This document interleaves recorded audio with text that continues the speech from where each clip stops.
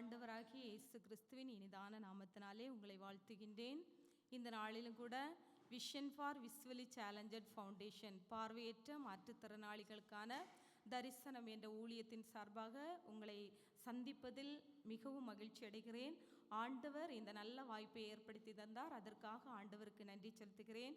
அதோடு கூட இந்த நல்ல வாய்ப்பை உருவாக்கி தந்த நம்முடைய ஆலயத்தின் போதகர் ஐயா அவர்களுக்கு எங்களுடைய குடும்பத்தின் சார்பாகவும் ஊழியத்தின் சார்பாகவும் நன்றியை தெரிவித்துக் கொள்கிறேன். என்னை நேற்றிலிருந்து நன்றாக உபசரித்து நல்ல சுவையான உணவுகளை சமைத்து தந்த போதகர் அம்மா அவர்களுக்கு நன்றியை தெரிவித்துக் கொள்கிறேன். அதோடு கூட இந்த திருச்சபையின் அனைத்து கமிட்டி அங்கத்தினர்கள், திருச்சபை மக்கள், யாரெல்லாம் இந்த ஊழியத்துக்கு மிகவும் அதிகமாக ஓடிக்கொண்டிருக்கிறீர்கள், எல்லாருக்காகவும் ஆண்டவருக்கு நன்றி செலுத்துகிறேன். எல்லாருக்கும் ஆண்டவர் உங்களை ஆசீர்வதிப்பாராக. அன்பான ஆண்டோடைய பிள்ளைகளே, நான் ஒரு சில காரியங்களை இந்த ஊழியத்தை பற்றி சொல்லிவிட்டு வேகமாக அவங்க ஒரு பாடலை பாடுவாங்க. அதுக்கப்புறம் நம்ம அருளுரைக்கு நேராக கடந்து செல்லலாம். விஷன் ஃபார் விஸ்வலி சேலஞ்சட் ஃபவுண்டேஷன் பார்வையற்ற மாற்றுத்திறனாளிகளுக்கான தரிசனம். நீங்கள் இந்த ஊழியத்தில் அதிகமாக இன்வால்வ் பண்ணிட்டு இருக்கீங்க. கடந்த நாட்களிலும் கூட டிசம்பர் 28 யூத்து அவங்கள சந்தித்து நிறைய கிஃப்ட் எல்லாம் கொடுத்து என்கரேஜ் பண்ணீங்க. அதற்காக யூத்துக்கும் ரொம்ப நன்றியை தெரிவித்துக் கொள்கிறேன். எப்படின்னா, பார்வையற்றவர்கள் நம்ம நிறைய மிஷினரி ஊழியங்களை நம்ம கேள்விப்பட்டிருப்போம். எல்லாரும் கண்ணு தெரிஞ்சவங்களுக்கு நற்செய்தி சொல்லலாம். ஆனால் இவங்க கண்ணு தெரியாதவங்க கண்ணு தெரியாதவர்கள் மத்தியில் இயேசுவ நற்செய்தி அறிவிக்கிறது தான் பார்வையற்றவர்களுடைய ஊழியம். எப்படின்னா, இப்போது நம்ம கண்ணு தெரிஞ்ச ஒருத்தங்கள்ட்ட போய் இயேசு உன்னை நேசிக்கிறார் அப்படின்னு கண்ணு தெரியாத ஒருத்தங்கள்ட்ட சொன்னாங்கன்னா அவங்க கேட்பாங்க, அடுத்து உங்களுக்கு கண்ணு தெரியுமா அப்படி கேட்பாங்க. அப்போது உனக்கு கண்ணு தந்த ஆண்டவர் எனக்கு ஏன் கண்ணு தரல, அதனால அந்த ஆண்டவர் எனக்கு வேண்டாம் அப்படின்னு ஈஸியாக அவங்க ஏற்றுக்க மாட்டாங்க. அதே நேரத்தில் பார்வையற்ற ஒருவர் இன்னொருத்தங்களை சந்தித்து இயேசு உன்னை நேசிக்கிறார் அப்படி சொல்லும்போது அவங்க ஈஸியாக ஏற்றுக்கொள்வாங்க. ஓகே, உனக்கும் பார்வையில்லை எனக்கும் பார்வையில்லை அப்படின்னு சொல்லிட்டு அவங்க ஈஸியாக இயேசுப்பாவை ஏற்றுக்கொள்வாங்க. எப்படி இவங்க ஊழியத்தை செய்வாங்க, கண்ணு தெரியாதவங்க எப்படி ஊழியம் செய்ய முடியும் அப்படின்னு நமக்கு ஒரு கேள்வி வரலாம்.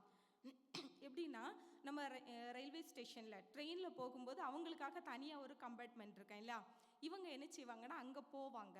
ஒவ்வொரு நாளும் இவங்க விசிட் பண்ணுவாங்க, ரயில்வே ஸ்டேஷனு எல்லாம் விசிட் பண்ணுவாங்க. விசிட் பண்ணும்போது அந்த கம்பார்ட்மெண்ட்டில் இவங்க ஏறுவாங்க. ஏறிட்டு பக்கத்தில் இருக்கவங்களுக்கு சிக்னல் கொடுப்பாங்க. சிக்னல் கொடுத்தானா அவங்க ஒரு சிக்னல் வச்சுருப்பாங்க, நான் கண்ணு தெரியாதவன் உன் பக்கத்தில் இருக்கிறேன், நீயும் கண்ணு தெரியாதவங்களா தெரிஞ்சவங்களா அப்படின்னு. அதில் அவங்க அண்டர்ஸ்டாண்ட் பண்ணிடுவாங்க ஒருத்தர். இப்போது இவங்க 2 பேரும் நல்லா பேசுவாங்க. 1-2 டைம் இவங்களை மீட் பண்ணுறது, பேசுகிறது, இப்படி பேசிட்டு திரும்ப என்ன செய்வாங்கன்னா ஃபெலோஷிப் சென்டர் அப்படின்னு நமக்கு இந்த மும்பையில் ஒரு 8 பகுதியில் இருக்குது.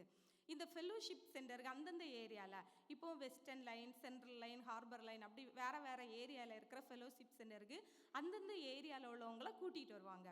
இப்போது ஒரு நாள் ஒரு பார்வையற்றவர் தன்னுடைய தொழில், அதாவது அவங்க பிச்சை எடுப்பாங்க இல்லை, அந்த தொழிலை ஒரு நாள் அவங்க விட்டுட்டு நம்ம கூட இந்த ஃபெலோஷிப் சென்டருக்கு வரணும்னா ஒரு நாள் அவங்களுக்கு எவ்வளோ வருமானம் வருதோ, ஒருவேளை ஒரு 250 இருக்கலாம், 350 இருக்கலாம், எவ்வளோ வருமானம் வருதோ அந்த காசை நம்ம அவங்களுக்கு கொடுப்போம்.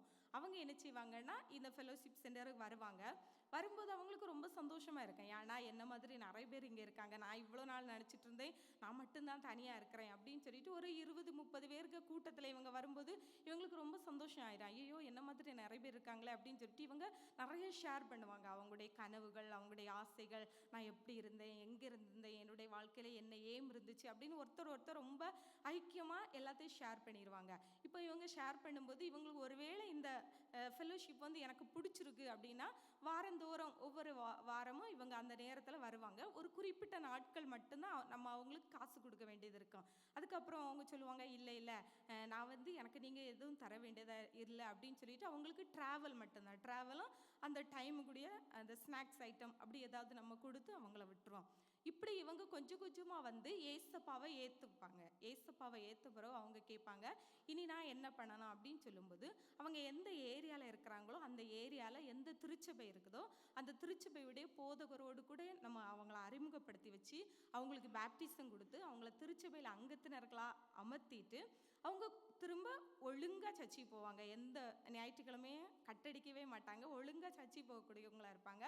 இப்படி இன்னும் கொஞ்சம் ஆவிக்குரிய நிலைமையில் வளரும்போது கேட்பாங்க, நான் இந்த மினிஸ்ட்ரியில் சேர்ந்து ஊழியம் பண்ணணும்னு விரும்புகிறேன் அப்படி கேட்கும்போது இவங்களை என்ன செய்வேன்னா நம்ம ஊழியத்தில் பார்ட் டைம் ஃபுல் டைம் அப்படின்னு சொல்லிட்டு அவங்க எந்தெந்த நிலையில் வர்றாங்களோ அதுக்கேற்றபடி இவங்களை ட்ரைனிங் கொடுத்து நம்முடைய ஊழியக்காரங்களாக அவங்கள டெடிகேட் பண்ணி ஒரு திருச்சபையில் கேட்போம். இப்படி ஒருத்தங்க மிஷினரியாக வராங்க, அவங்கள நீங்கள் டெடிகேட் பண்ணி உங்கள் திருச்சபையின் சார்பாக சப்போர்ட் பண்ணுவீங்களா அப்படி கேட்கும்போது அவங்க சப்போர்ட் பண்ணுவாங்க. அப்படி அவங்கள நம்ம முழு நேரம் மிஷினரியாக ஏற்றுப்போம்.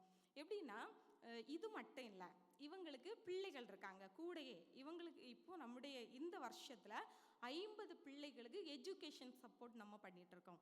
எப்படின்னா ஃபஸ்ட் ஸ்டாண்டர்ட்லேருந்து 10th வரை படிக்கக்கூடிய பிள்ளைங்களுக்கு யாரையாவது சர்ச்சஸில் போகும்போது கேட்போம், ஒரு பிள்ளைக்கு 500 rupees நீங்கள் மந்த்லி வந்து சப்போர்ட் பண்ணணும். அந்த 500 rupees இவங்களுக்கு அக்கௌண்ட்டில் போட்டுடுவோம். அவங்களுக்கு ஒரு 1 இயருக்கு எவ்வளோ ஃபீஸ் அவங்களுக்கு தேவைப்படுதோ, ஃபுல் அமௌண்ட் தேவைப்படுறவங்களுக்கு ஃபுல்லாக பே பண்ணுவோம். இல்லை கொஞ்சம் தேவைப்படுறவங்களுக்கு அவங்களுக்கு எந்தெந்த தேவை இருக்கோ அதுக்கேற்றபடி ஒரு 50 பிள்ளைகளுக்கு இந்த வருஷம் படிக்க வச்சுட்ருக்கோம். 11th 12th போய் காலேஜ் அப்படி படிக்கிற பிள்ளைங்களுக்கு ஒருவேளை நிறைய ஃபீஸ் தேவை இருக்குன்னா அதுக்காக தனி சப்போர்ட்டை தேடுவோம். சப்போர்ட்டை தேடி அவங்கள படிக்க வைப்போம். அவங்களுக்கு மந்த்லி 1000 rupees 11th 12th அதுக்கு மேலே படிக்கிற பிள்ளைகளுக்கு. இப்படி பிள்ளைகளுக்கு படிப்பு ஒரு விதத்தில் நடந்துகிட்ருக்கு. இன்னொன்று பார்த்திங்கன்னா இதில் ரொம்ப சந்தோஷமான விஷயம் என்னென்னா பிள்ளைகள் தான். பிள்ளைகள் வந்து அம்மா அப்பா ஒருவேளை இவ்வளோ நாளாக கை ஏந்துகிற தொழிலை செஞ்சிட்ருப்பாங்க. அதே நேரத்தில் ஒன்ஸ் இவங்க பிள்ளைகள் வழியாக அம்மா அப்பா ஏசப்பாவை ஏற்றுக்கிறாங்க. ஏசப்பாவை ஏற்றுக்கிட்ட பிறகு இப்போ ஸ்கூலில் பிள்ளைகள்கிட்ட அம்மா அப்பா டீச்சர்ஸ் கேட்பாங்க, இல்லை உங்கள் அப்பா என்ன வேலை செய்கிறாங்க, உங்கள் அம்மா என்ன வேலை செய்கிறாங்க அப்படின்னு சொல்லும்போது அவங்க என் அம்மா வந்து இப்படி ட்ரெயினில் கை ஏந்தக்கூடியவங்க அப்படி சொல்கிறது அவங்களுக்கு கஷ்டமாக இருக்குல்ல. ஆனால் அதே நேரத்தில் இப்போ பிள்ளைகளுடைய வாழ்க்கையில் ரொம்ப சந்தோஷம் ஆயிரும். என் அம்மா வந்து இப்போ விவிசி ஊழியத்தில் இருக்கிறாங்க, இல்லைன்னா இவங்களுக்கு ஒரு ப்ராஜெக்ட் இருக்குது, பழைய ஓல்டு சாரீஸை கலெக்ட் பண்ணி அதில் டோர்மேட் செஞ்சு விற்று அந்த காசை அவங்க அக்கௌண்ட்டில் போட்டு விடுவோம். அப்போது அப்படி ஏதோ ஒரு வருமானம் இருக்குது அப்படின்னா அந்த பிள்ளைகளுடைய வாழ்க்கையில் ஒரு பெரிய மறுமலர்ச்சி ஏற்படுகிறது. இப்படி பார்த்திங்கன்னா இந்த ஊழியம் ரொம்ப சிறப்பாக நடைபெற்று இருக்கிறது. குறிப்பாக இதில் 30 மிஷினரிகள் இருக்காங்க, நம்ம முழு நேர பணியாளர்கள் இருக்காங்க. இன்னொன்று சப்போர்ட் பண்ணக்கூடிய தன்னார்வ தொண்டர்களும் சில இருக்காங்க. நம்முடைய தமிழ்நாட்டில் 9 டிஸ்ட்ரிக்டில் இருக்குது, மகாராஷ்டிராவில் 18 மாவட்டங்களில் இந்த ஊழியம் நடைபெற்றிருக்கிறது. இதில் வந்து எந்த வெளியிலேருந்து வருகிற எந்த இன்கமும் கிடையாது. முழுக்க நம்முடைய திருச்சபைகள் மட்டும்தான் இந்த ஊழியத்துக்காக சப்போர்ட் பண்ணிகிட்டு இருக்காங்க. நல்ல உள்ளங்கொண்ட நண்பர்கள் திருச்சபைகள் வழியாக தான் இந்த ஊழியம் வந்து முழுக்க நடைபெற்று கொண்டிருக்கிறது. அன்பான ஆண்டவருடைய பிள்ளைகளே, நீங்கள் உங்களுடைய ஜெபங்களில் இந்த ஊழியத்தை நினச்சிக்கோங்க. உங்களால் இயன்ற காணிக்கைகளை கொடுத்து உதவுங்கள். ஒருவேளை நீங்கள் ஒரு மிஷினரி சப்போர்ட் பண்ணனால நீங்கள் சப்போர்ட் பண்ணலாம், தடை இல்லை. ஒரு பிள்ளைக்கு எஜுகேஷன் சப்போர்ட் பண்ணனால சப்போர்ட் பண்ணலாம், அதுவும் தடை இல்லை. எதனால உங்களுக்கு அப்படி தான் இந்த ஊழியம் முழுக்க நடைபெறுகிறது. அதான் ஏசப்பா சொல்கிறாங்க, இந்த சிறியரில் ஒருவனுக்கு எதை செய்தீர்களோ அதை எனக்கே செய்தீர்கள். நம்ம இந்த உலகத்தில் எவ்வளோதான் சம்பாதிக்கலாம், எவ்வளோதான் சந்தோஷமாக வாழலாம், ஆனால் நம்ம கொடுக்குற ஒரு சின்ன காணிக்க ஏதோ ஒரு விதத்தில் ஒரு கல் வந்து பரலோக ராஜ்யத்தில் நமக்காக கட்டப்பட்ட ஒரு சூழல், ஒரு செங்கல் அங்கே உயருகிறது. அந்த ஒரு எண்ணத்தோடு நம்ம இந்த ஊழியத்தை நீங்கள் நல்லா கொடுக்குறீங்க, நிறைய ஊழியங்களை செஞ்சுட்டு வரீங்க. ஆனால் இந்த விஷன் ஃபார் விஸ்வலி சேலஞ்சட் ஃபவுண்டேஷன் இந்த ஊழியத்தையும் நீங்கள் உங்களுடைய நினைவில் வைத்து உங்களுடைய ஜெபங்களில் இவங்களை ரொம்ப தாங்கும்படி மிக அன்போடு கேட்டுக்கொள்கிறேன். இந்த பூனே ஏரியாவில் உள்ள வாலண்டியர்ஸ் வந்திருக்காங்க. I heartily welcome our Pune volunteers team. They are serving wholeheartedly and giving their full effort for the ministry. Thank you for your coming. Thank you for your involvement. Now they will sing a song, special song. Please come.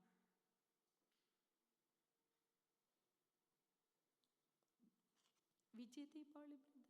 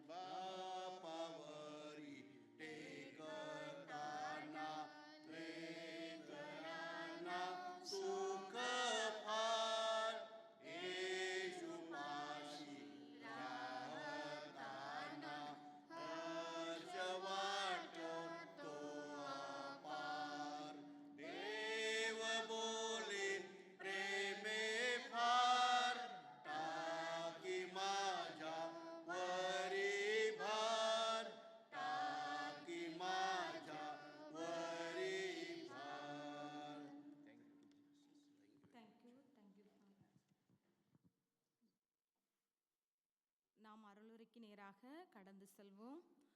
மீண்டும் ஒரு முறை ஆண்டவராகிய இயேசு கிறிஸ்துவின் இனிதான நாமத்தினாலே உங்களை வாழ்த்துகின்றேன்.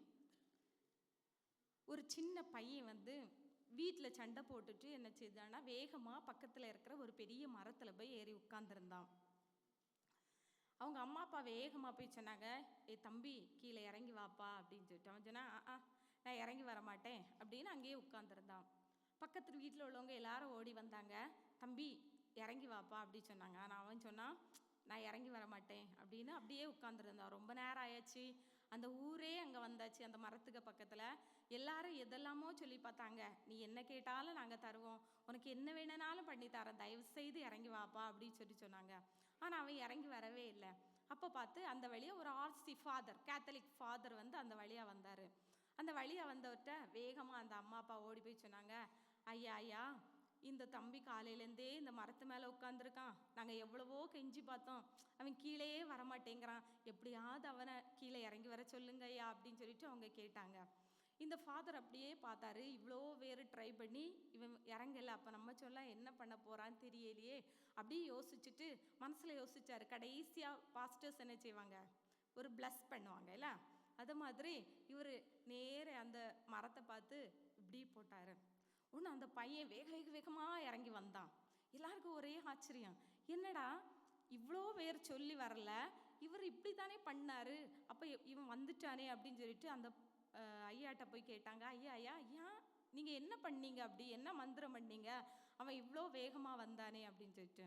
உடனே அவர் சொன்னார், நீங்கள் போய் அந்த பையன்கிட்ட கேளுங்க அப்படின்னு. அந்த தம்பியை கூப்பிட்டு கேட்டாங்க, தம்பி ஏன் இவ்வளோ ஃபாஸ்ட்டாக வேகமாக வந்த, ஏன் அந்த ஃபாதர் அப்படி உன்கிட்ட என்ன தான் மந்திரம் பண்ணார் அப்படின்னு சொல்லிட்டு. உடனே அவன் சொன்னான், அவர் சொன்னார், கீழே இறங்கி வா இல்லைனா மரத்தை வெட்டிடுவேன் அப்படின்னு. அவர் என்ன நினச்சி போட்டார் மனசில், கடைசியாக கடவுளே இவன் உங்கள் ராஜ்யத்திலையாவது வரட்டு அப்படின்னு ஒரு பிளஸ் பண்ணி விட்டார். இவன் என்ன நினச்சான் மனசில், கீழே இறங்கி வா இல்லைனா மரத்தை வெட்டிடுவேன்னு. பல நேரங்களில் ஆலயத்தில் நம்ம வந்திருக்கிறோம், சண்டேன்னு வரும்போது காலையில் வேற சர்வீஸு, நல்ல ஒரு குளிர்ச்சியான நல்ல ஒரு இதமான கிளைமேட்டு. இந்த நேரத்தில் அரை தூக்கத்தில் கண்ணை இங்கே பாதி முழிச்சு வச்சுட்டு ஊரை மனசை எங்கேயோ சுத்த விட்டுது. நான் ஒன்று சொல்ல நீங்கள் ஒன்று புரிஞ்சுக்கிட, கடைசியில் இதுவும் புரியாமல் அதுவும் புரியாமல் இந்த ஆலயத்தில் என்ன படிச்சுட்டேனே தெரியாமல் என்ன அருளுரை கேட்டேன்னு அடுத்த வாரம் பாஸ்டர் கேட்டாலும் சொல்ல தெரியாது, வீட்டில் போய் யாராவது கேட்டாலும் சொல்ல தெரியாது. அதனால் அப்படி எந்த சூழலும் வராமல் தயவு செய்து நான் என்ன சொல்ல போகிறேன்னு உள்ளதை கொஞ்சம் கவனமாக கவனிக்கும்படி நான் உங்களை அன்போடு கேட்டுக்கொள்கிறேன். நீங்கள் எல்லாரும் ரொம்ப விழிப்பானவங்க, யாரும் தூங்க மாட்டீங்க, யாரும் சோர்வா கொட்டாயி கெட்டாவி எல்லாம் விட மாட்டீங்க, ரொம்ப சந்தோஷமாக இருப்பீங்க அப்படின்னு சொல்லிட்டு நான் நம்புகிறேன். அதனால் நம்ம எல்லாரும் ஆண்டவர் நம்மோடு பேசும்படியாக இந்த காலை வேளையிலே ஆண்டவர் என்ன வார்த்தைகளை நமக்கு கற்றுத்தர விரும்புகிறார் என்பதை நம்முடைய சிந்தனைகள் நம்முடைய இதயம் எல்லாத்தையும் ஒருமுகப்படுத்தி ஒரு நிமிடம் நாம் ஜெபத்தோடு ஆண்டவருடைய வார்த்தைகளை கேட்போம். கண்கள் இழந்தும் கால்கள் இழந்தும் சிந்தை இழந்தும் பலர் வாழ்கின்றனர். கண்கள் இழந்தும் கால்கள் இழந்தும் சிந்தை இழந்தும் பலர் வாழ்கின்றனர். மன்னவர் இயேசு அங்கிருப்பதை அறியாமல் இருப்பதென்ன, அறியாமல்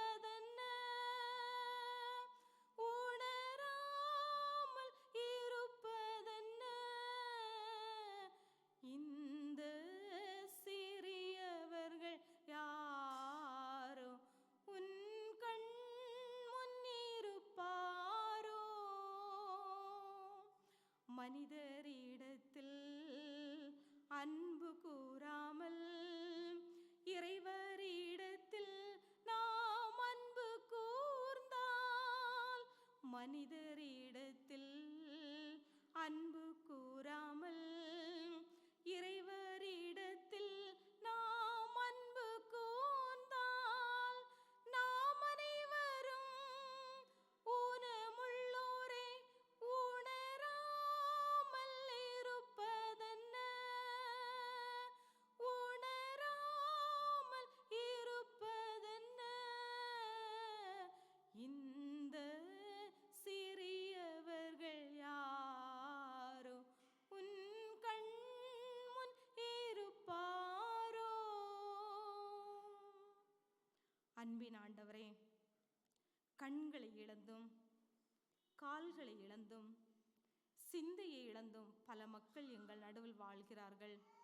பல நேரங்களில் நாங்கள் அவர்களை கண்டும் காணாதவர்களாக, கேட்டும் அறியாதவர்களாக, எங்களுடைய சொந்த வாழ்க்கையே போதுமின்றி நாங்கள் வாழ்ந்து வருகிறோம். ஆண்டவரே, பரிசுத்த ஆவியானவரே, நீர் இந்த உலகத்தில் மனிதனாக வாழும்போது மாற்றுத்திறனாளிகளை எல்லாம் எவ்விதமாக ஏற்றுக்கொண்டீர், எப்படி அவர்களுக்காக நீர் பாடுபட்டீர், எவ்வளமாக அவர்களோடு நீர் பணி செய்தீர் என்பதை நாங்கள் வேதத்தின் வெளிச்சத்தில் தியானிக்க முற்படுகிறோம். பரிசுத்த ஆவியானவர் எங்களோடு பேசும். ஆண்டவரே, அடிமையை சிலுவை நிழலிலே மறைத்து கொள்ளும்.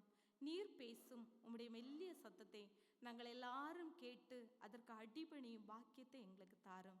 தொடர்ந்து எங்களோடு கூட இடைபடும். இயேசுவின் மூலம் ஜெபிக்கிறேன் நல்ல பிதாவே, ஆமென். இந்த நாளின் சிந்தனைக்காக நான் எடுத்துக்கொண்ட தலைப்பு டச்சிங் த அன்டச்சபிள், தொடக்கூடாதவரை தொடுதல். நாம் வாசிக்க கேட்ட மத்தேயு 8ஆம் அதிகாரம் 1 முதல் 4 வரை உள்ள வசனங்களை நாம் எடுத்து வைத்துக் கொள்வோம். இந்த மத்தேயு நற்செய்தி நூல், இந்த மத்தேயு நற்செய்தி நூலை பற்றி பார்த்தீங்கன்னா இது யூதர்களுக்காக எழுதப்பட்ட ஒரு நற்செய்தி நூல்.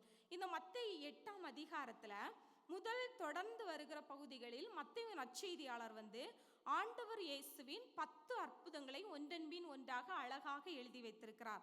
இதுல ஒரு அற்புதம் தான் இயேசு ஒரு தொழுநோயாளியை, அதாவது ஒரு குஷ்டரோகியை தொட்டு சுகப்படுத்தின ஒரு அற்புதம்.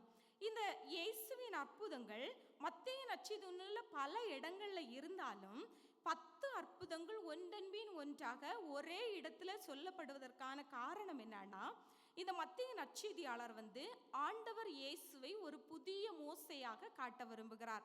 எப்படின்னா, பழைய ஏற்பாட்டு காலத்துல 10 வாதைகள் மூலமாக இஸ்ரவேல் மக்களுக்கு விடுதலை கிடைத்தது. அதே வண்ணமாக அதை எதிரொலிக்கக்கூடிய லெவலில் இந்த இடத்துல இந்த நற்செய்தியாளர் இயேசுவின் அற்புதங்களை இயேசு ஒரு மேசியா என்பதை காட்டும் வகையில் இந்த இடத்துல எழுதி வைத்திருக்கிறார்.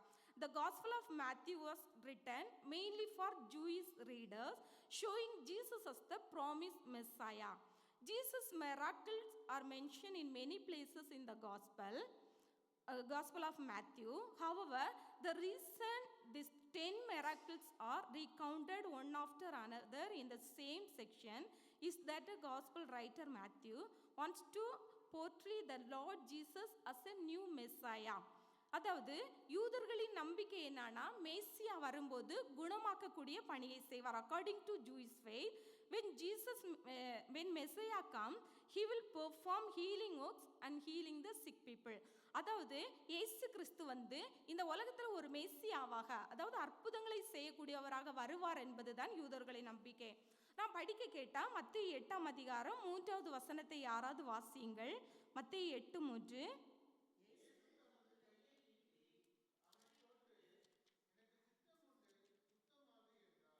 Matthew chapter 8 verse 3, Jesus reached out this man and touched the man. இயேசு தொட்டு சுகப்படுத்தினார். அதாவது தொடுதல் என்பது கிரேக்கத்தில் அப்டோ அப்படி சொல்லப்பட்டிருக்கிறது. எப்படின்னா, அணைத்து கொள்ளுதல், கட்டி அணைத்தல். ஒரு மனுஷனை உரிமையோடு அணைத்து கொள்றது தான் தொடுதல் என்று சொல்லப்படுகிறது. சமுதாயத்தில் ஒதுக்கப்பட்டு ஓரம் தள்ள தள்ளப்பட்டு புறக்கணிக்கப்பட்டு யாராலும் ஏற்றுக்கொள்ளப்படாத ஒரு மனுஷனை இயேசு தொட்டு சுகப்படுத்துகிறார். அதுதான் இந்த மத்திய நற்செய்தியில நம்ம பார்க்கிறோம். ஏன் நோயாளியை தொடக்கூடாது? இயேசு கிறிஸ்து அந்த நிலைப்பாட்டை எப்படி மாற்றுகிறார் என்பதை நம்ம 3 தலைப்புகளில் சிந்திக்கலாம். Why was the leper considered untouchable? How did Jesus change the perception? என்பதை நம்ம இன்னைக்கு பார்க்க போறோம். முதலாவது நான் எடுத்துக்கொண்ட தலைப்பு தொட விரும்பாத சமூகம். இந்த சமூகம் ஒரு மனுஷனை தொட விரும்பவில்லை. A society that refused to touch. Leviticus chapter 13 verse 46 இதுல நிறைய சொல்லப்பட்டிருக்கிறது. இந்த லேவியராகமம் 13ஆம் அதிகாரத்துல பழைய ஏற்பாட்டுடைய சட்டம் சொல்லப்பட்டிருக்கிறது. எப்படின்னா, ஒரு மனுஷனுக்கு, அதாவது இஸ்ரவேலுடைய சமூக சட்டம், ஒரு மனுஷனுக்கு தோல் தொடர்பாக ஏதாவது பிரச்சனை ஏற்பட்டா உடனே அவர் ஆசாரியரிடத்தில் அவரை காண்பிக்க வேண்டும். ஆசாரியர் அவரை பார்த்து அவர் தொழுநோயாளி அப்படின்னு சொல்லிட்டாருன்னா தொழு நோய் அந்த சட்டத்தின் அடிப்படையில் இவர் பாளையத்துக்கு வெளியே இருக்க வேண்டிய ஒரு சூழல் இருக்கிறது. According to Jewish law, lepers were considered ritually unclean and were therefore excluded from normal social life. அவங்க இந்த சமூகத்தை விட்டு தள்ளி வைக்கக்கூடிய ஒரு சூழல் இருக்கிறது. இந்த யூத சட்டத்தில் நீங்க பார்த்தீங்கன்னா, தோல் சம்பந்தமான பலவிதமான நோய்களை தொழுநோய் அப்படின்னு சொல்றாங்க. தொழுநோய் என்பது ஒரு ஒட்டுவாரொட்டி. இது ஒரு கொள்ளை நோய். தொழுநோய் நரம்பு மண்டலத்தை பாதிக்கக்கூடிய நோய். இந்த நோய் பாக்டீரியாவால் வருகிறது. இது அவங்களுடைய கை, கால், கண் இப்படி எல்லா உடல் உறுப்புகளையும் சேதப்படுத்தக்கூடிய ஒரு நோயாக காணப்படுகிறது. According to Jewish law, various type of skin infection were referred to as leprosy. இது உடல் ரீதியாக மட்டும் கிடையாது, சமூக ரீதியாகவும் அவங்களுக்கு பலவீனத்தை ஏற்படுத்தக்கூடிய ஒரு நோயாக இருக்கிறது. அவங்க தங்களுடைய குடும்பங்களில் ஒதுக்கப்படுறாங்க, சமூகத்தில் புறக்கணிக்கப்படுகிறாங்க. தொழுநோயாளியை தொட்ட எவரும் அவங்களுக்கும் அந்த நோய் வந்துடும் அப்படின்னு சொல்லிட்டு அவங்கள சமூகத்தை விட்டு வெளியே வைக்கக்கூடிய ஒரு சூழல் இருக்கிறது. Leviticus chapter 13 verse 46, as long as they have the disease, they remain unclean. They must live alone. They must live outside the camp. அதாவது அந்த சமூகத்தை விட்டு ஒதுக்கி வைக்கக்கூடிய ஒரு சூழல் இருக்கிறது. இயேசுடைய காலத்துல இந்த சட்டம் பின்பற்றப்படுகிறது. இது நான் ஏற்கனவே சொன்னேன், பழைய ஏற்பாட்டு காலத்துல சொல்லப்பட்ட ஒரு சட்டம். ஆனால் இது இயேசுவின் காலத்துல பின்பற்றப்படுகிறது. எப்படின்னா, இயேசுவின் காலத்துல இந்த தொழுநோயாளி ஒரு பாவிகளை தாக்கக்கூடிய நோய். இது இவங்க பாவிகளுக்கு தான் இந்த நோய்கள் வரும். தொழுநோயாளியவர் பாளையத்துக்கு புறம்பே தான் இருக்கணும் அப்படின்னு சொல்லிட்டு அவங்களை தொடக்கூடாதவர், சமூகத்துல சக மனிதரோடு இணைந்து வாழ தகுதியற்றவர், இரட்டத்தனியான தண்டனைக்குரியவர் அப்படின்னு சொல்லிட்டு அவங்களுடைய மனித மாண்பு புறக்கணிக்கப்பட்டு அவங்கள வெளியே தள்ளக்கூடிய ஒரு சூழல் இருக்கிறது. The Jews believe that leprosy was a terrible disease that affected sinners. As a result, lepers were cast out of the community. A leper was considered untouchable, unfit to live among the fellow human beings in society and subject to a double punishment. அவங்க இரட்டத்தனியான தண்டனைக்குரியவங்க அப்படின்னு சொல்லிட்டு ஒதுக்கி வைத்தாங்க. இப்போ நமக்கு இன்னைக்கு ஒரு கேள்வி வரணும். ஏன்னா நம்ம 2 ராஜ்யாக்கள் 5ஆம் அதிகாரம் 1 முதல் 10 வரை உள்ள வசனங்களை நம்ம படிக்க கேட்டோம். இங்க சீரிய படைத்தலைவனாகிய நாகமானை பற்றி சொல்லப்பட்டிருக்கிறது. நாகமான் ஒரு தொழுநோயாளி இல்லையா? ஆனா இந்த நாகமான் ஒரு தொழுநோயாளியாக இருந்துட்டு அவர் தன்னுடைய சீரிய படையை முன்னின்று நடத்தி செல்கிறார். அப்போ இவர் தொடக்கூடாதவர் இல்லையா? இவர் தன்னுடைய வீட்டில் இருந்து எல்லா கடமைகளையும் செய்கிறாரு. அப்படி இருக்கும்போது இங்க யூதர்களுக்கு அவங்க வெளியே தான் இருக்கணும்னு இருக்குது. இங்க சீரியாவில் இவர் வீட்டிலே இருந்து எல்லா வேலையும் செய்கிறாரு. அப்படி இருக்கும்போது இவர் மட்டும் ஏன் அன்டச்சபிள் ஆகல அப்படின்னு சொல்லிட்டு நமக்கு ஒரு கேள்வி எழும்பலாம். எப்படின்னா, ஆனா சீரியாவில் இப்படி ஒரு சட்டம் கிடையாது.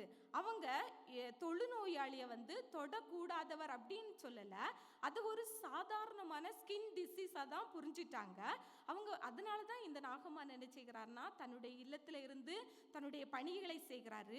யூதாவில் மட்டும்தான், அதாவது யூத சட்டத்துல மட்டும்தான் இது ஒரு தொடக்கூடாத அன்டச்சபிள் டிசீஸ் அப்படின்னு சொல்லிட்டு சொல்லப்பட்டது. இந்த passage from 2 Kings chapter 5 verses 1 to 10, Naaman the commander of the Syrian army, was a leper. He led the army and lived in his own house. Wasn't he considered untouchable?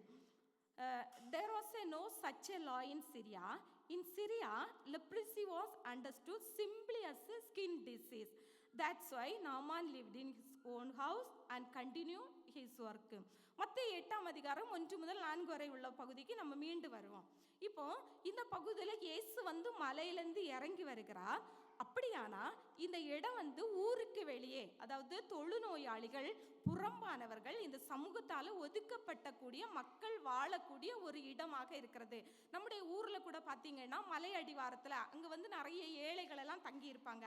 இப்படி ஒதுக்கப்பட்ட தொழுநோயாளிகள், இந்த சமூகத்தில் வேண்டான்னு ஒதுக்கப்பட்ட மக்கள் வாழக்கூடிய பகுதியாக இருக்கிறது. இயேசு என்ன செய்கிறார்னா, அப்படிப்பட்ட மக்களோடு போய் தன்னை அடையாளப்படுத்தி கொள்ள விரும்புகிறாரு.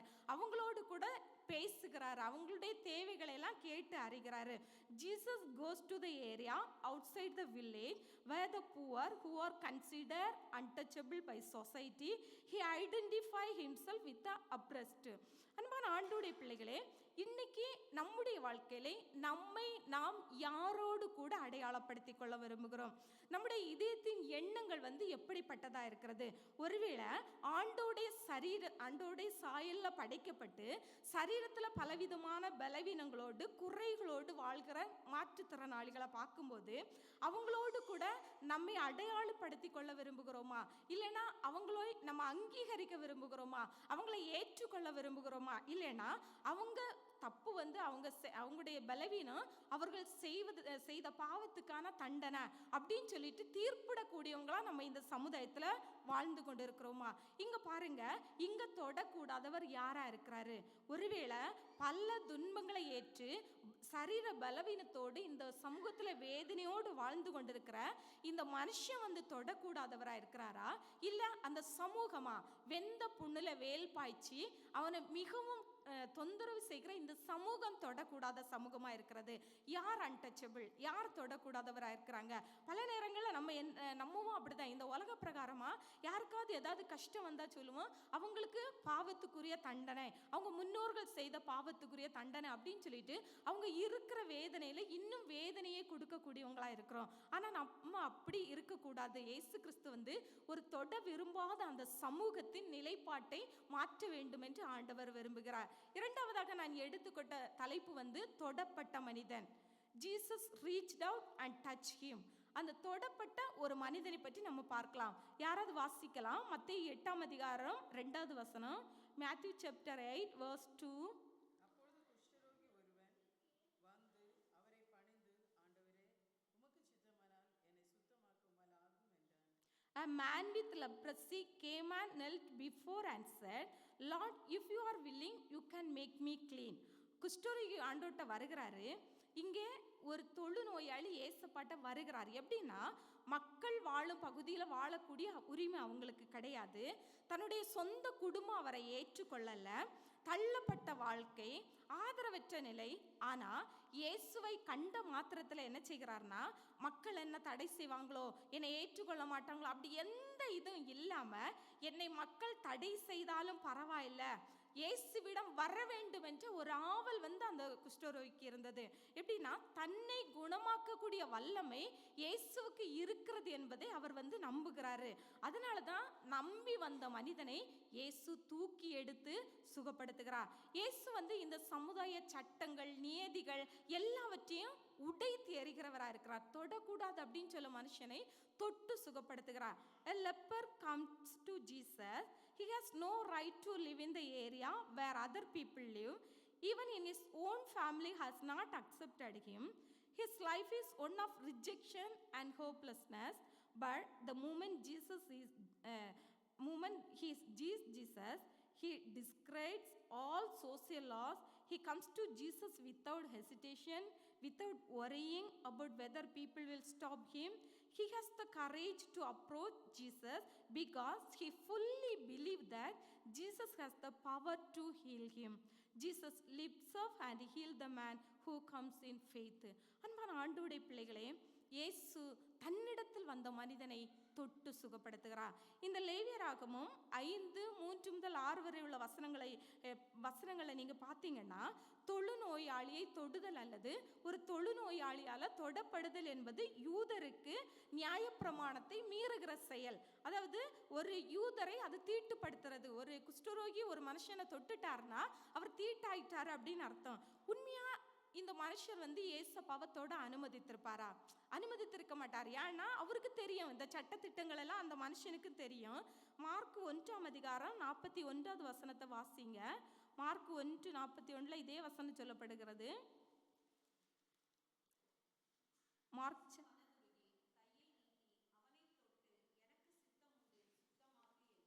இயேசு மனதுருகி அந்த மனுஷனை தொட்டு எனக்கு சித்தமுண்டு சுத்தமா.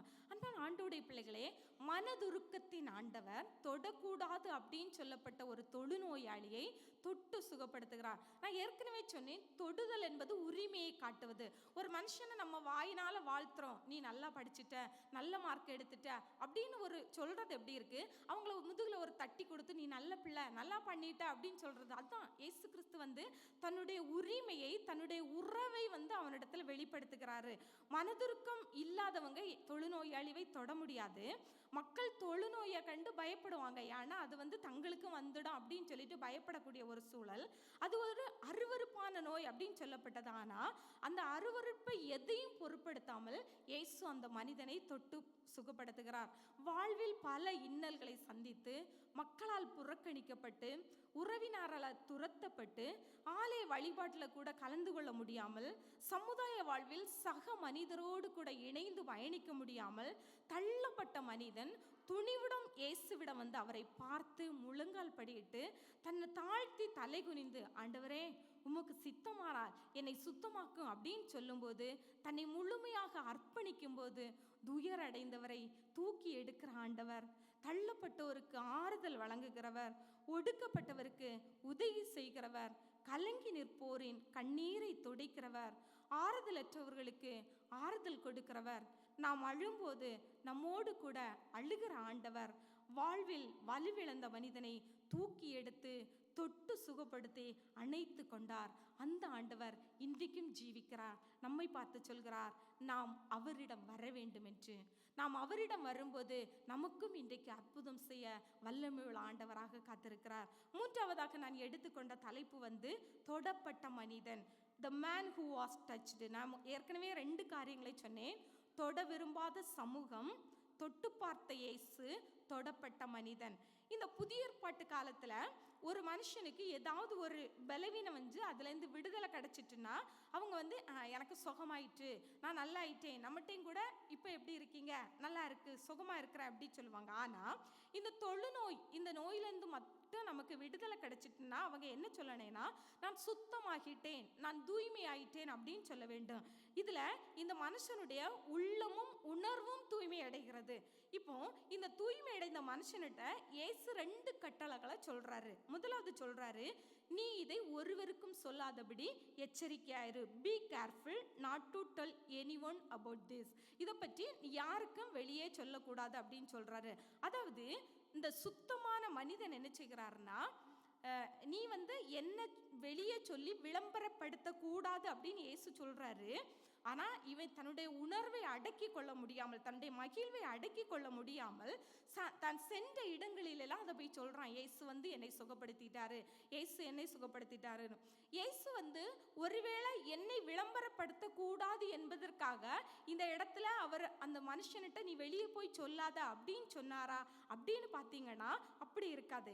ஏன்னா அந்த சமூக சூழல் தொழுநோயாளியை தொட்டவர் தீட்டாக்கி விட்டார். இப்போ இந்த மனுஷன் இயேசு என்னை சுகமாக்கினார் என்று சொல்லும்போது இயேசு ஒரு தொழுநோயாளியை தொட்டு விட்டார். இப்போ இயேசு என்ன செய்தாரு, அந்த சமூகத்துல தீட்டானவராக மாறிவிட்டார் அந்த சமூக சட்டப்படி.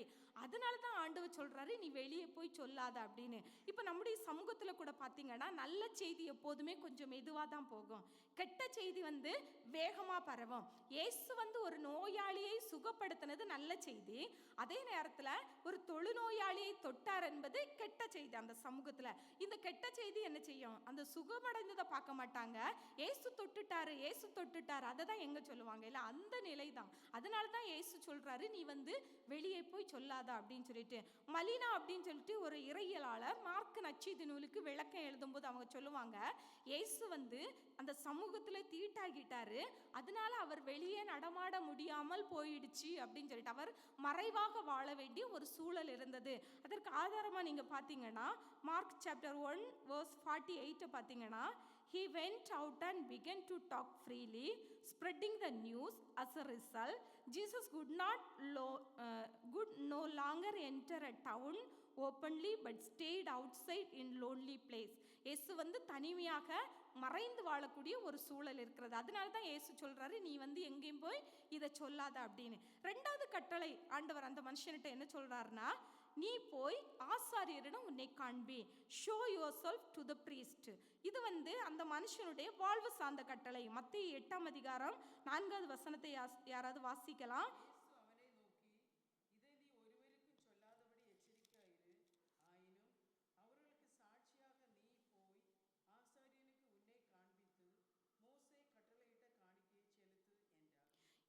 என்றார். இது Matthew chapter 8:4. Go your way, show yourself to the priest and offer the gift that Moses commanded as a testimony to them.